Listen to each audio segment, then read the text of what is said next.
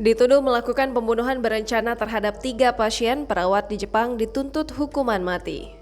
Jaksa di Jepang menuntut hukuman mati terhadap seorang perawat, Ayumi Kubogi, atas tuduhan pembunuhan 3 pasiennya.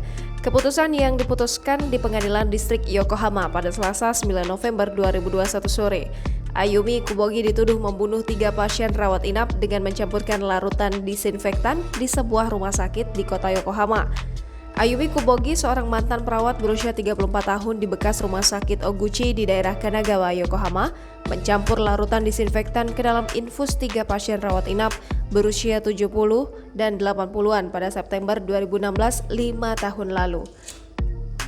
3 pasien itu meninggal dan Kubogi dituduh melakukan pembunuhan berencana.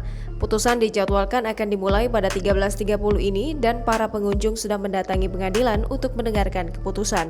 Terdakwa Kubogi mengaku telah didakwa dan kondisi mental serta beratnya hukuman saat itu menjadi persoalan dalam persidangan.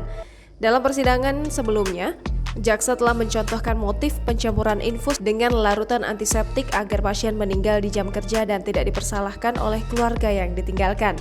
Pengacara mengklaim bahwa hukuman penjara seumur hidup adalah pantas.